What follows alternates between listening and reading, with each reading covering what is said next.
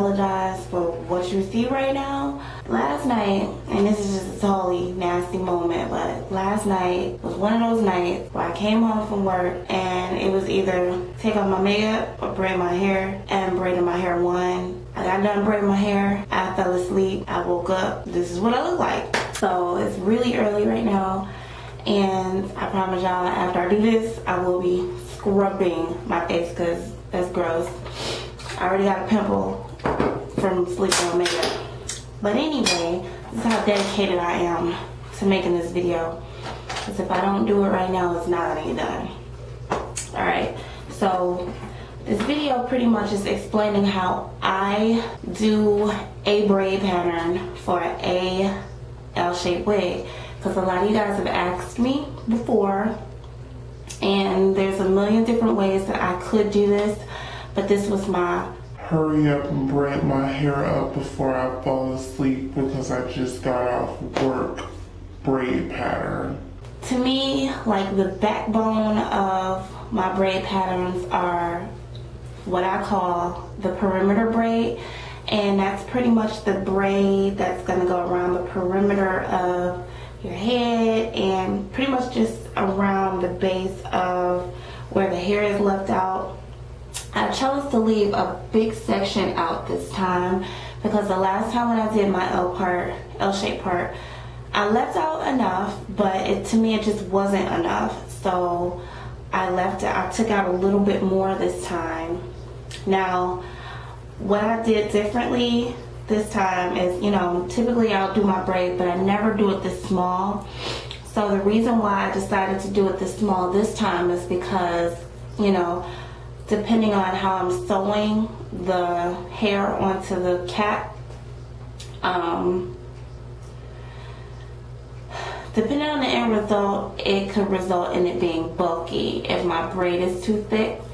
And so that's why I just decided to make a really thin braid. So how I did it, of course, I did it, sectioned it around, or parted it around this part and around my edges. Now, what I had to do is I used a little bit, just a really thin strip of braiding hair around this part of my head because my edges are the thinnest part of my hair. So I decided to, you know, to reinforce it, I'll use just a really thin amount of braiding hair just so that this will, you know, be reinforced and it'll be tighter. This part is my natural hair, this part, and of course the rest of it.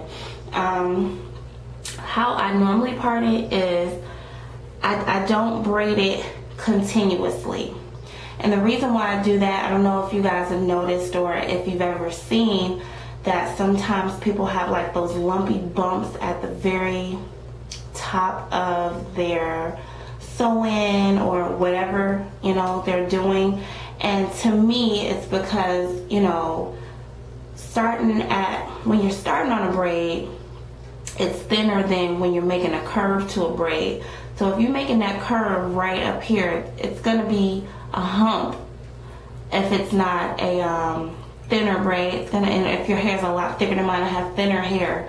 So if it's, I've had it actually happen where I've did a continuous braid, and when it starts getting, of course, to the longer or thicker parts, it'll be thicker than what the, you know, beginning of the braid is. So I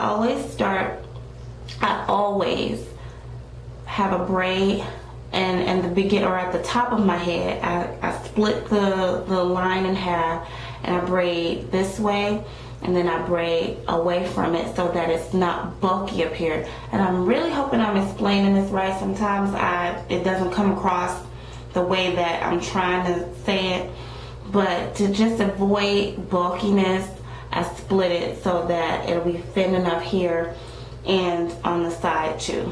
In the back, it don't even really matter. So the rest of my hair, I just pretty much braided into 5 cornrows, and that's pretty much it with that. I did, you know, you don't really have to put too much thought into that. But depending on, again, how thick your hair is, that's how thin you want to make your braids. Y'all know my hair isn't thick at all, so these 5 cornrows are lamp flat. It's a pancake, but if you have really thick textured hair, you're gonna want to make those braids smaller so that if somebody touches your head, it doesn't look like, you know, feel like you harboring something up under the wig. That's my braid pattern for this particular hairstyle. Depending on my mood, that's how I braid my hair. Last night I was tired, of course, because I just got off work. I could have easily did like the little beehive, but to be quite honest, I wash my hair every week, so that means I take it down every week.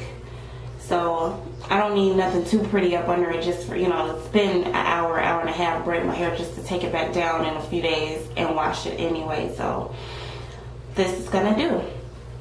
So that's my braid pattern. Very simple, easy braid pattern for my L shapes. U-part wig, I do it pretty much the same way. Just section it off pretty much, and I braid it in the 2 directions and then braid the rest of your hair. It's not rocket science, y'all. This back braid though, I will be sewing up or clipping up or something, because of course I don't want it to stay down. So I'll probably pin it, to be quite honest. I don't really want to put any thread in my braids like that. So alright, so this is going to be kind of 2 videos in one. So another question I get a lot of is, how do I get my cap to fit my head after the sewing process? And it pretty much is based upon how you fit the cap before you start. So I'm using a dome cap and got this over at Sally's, and to be quite honest, I've tried out a few different caps other than these, because you know these are like almost $4, and I buy these like in bulk because, you know, I really don't wear too many sew-ins anymore. I make wigs, and you know, I make a lot of them for myself, and I want these. But if I'm going and I want to buy like 10 of them, I don't want to spend $40 in caps sometimes. So I've tried I've tried 3 other kinds, and to be quite honest, it's kind of worth it to spend $4 on this as opposed to spending $2 on another cap, because that is what's going on with my another review that I did, which I don't feel like I did a thorough review on. I have to redo it on a different cap because the cap was, it lost shape like immediately. So I would definitely get the dome cap, or I mean, some people use the netted caps. I haven't tried those. Some people, they use other methods. To me, this is the best method that I've actually attempted to use. So put my dome cap. The way that they're sewn, you can tell the back from the front, even though, you know, looking at it you can't, but looking under the band, I use the back as the one with the seam, of course, on it. So I was trying to find a hairpin. I can never find hairpins. So put your dome cap on. Don't worry about the the leave out part. Put it on comfortably, let's put it that way. So then next, what I do is I take some form of a pencil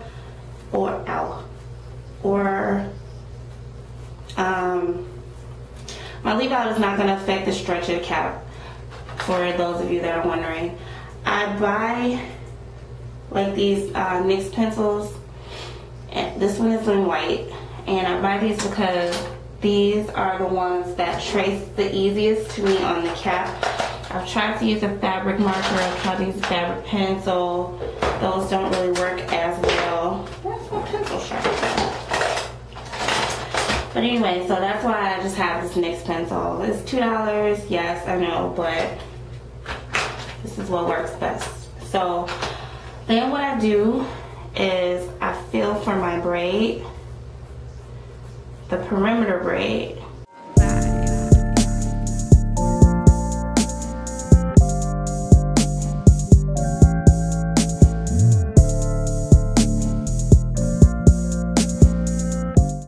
I don't go all the way to the back because I just don't.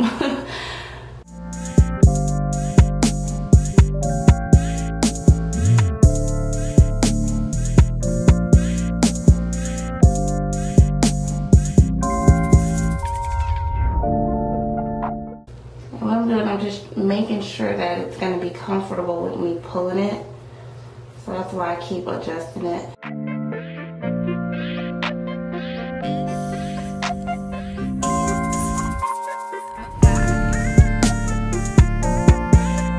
So don't you hate when you spend like 10 minutes looking for something and then you just look up and there it is? I spent literally like 10 minutes looking for this pencil sharpener right here. I tore up the bathroom and everything, so I'm like, I know it should be right here because I need to clean it. And I look here and bam, it's looking right at me. Like, what you looking for? Okay, so just gonna finish tracing.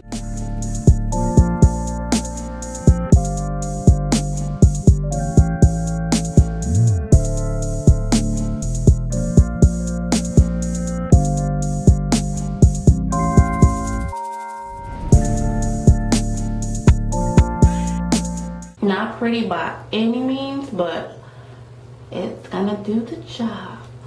So at this point, we are ready for sewing. The reason why I don't trace it in the back is because I want the band, if that makes any sense.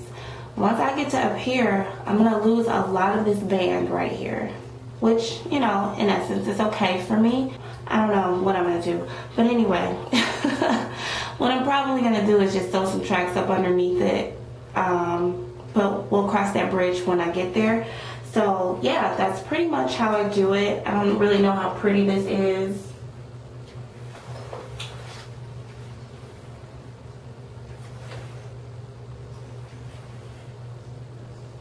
So that's how I do it. And right now I'm totally looking like a bank robber of some sort with my braids hanging out. But yeah, that's how I start off for my L-shaped wigs, upart wig, whatever kind of wig that you're gonna make. That's how I started off the braid pattern and how I trace my caps. So what I'm gonna do now is go ahead and start making the wig. I'm probably not gonna come back to you guys until I get closer to up top because y'all know how to sew tracks on the cap by now. If not, I got plenty of videos that can show you how to do that, but I don't remember if I went into detail on the last L part on how I did the very top, you know, how to actually place the tracks. But yeah, I'll come back to you guys with that. And so I was at work, and this is just completely different, off subject. I was dyeing shoes at work, and we have no gloves at work, so my hands look like I tie-dyed them. I got all sorts of colors on my fingers, and it's gonna take like 108 washes for them to come off. So I'm sorry if my hands looked a little psychedelic at one point, but anyway, yeah, stay tuned for the next video, which will be me finishing up my L part. I don't know if I'm going to sew it down or if I'm going to sew clips in. Again, we'll cross that bridge when we get there. Only thing I hate about clips is that they loosen up the braid. I think I'm gonna just sew it down. I'm not even gonna go there. Alright guys, so I will be back.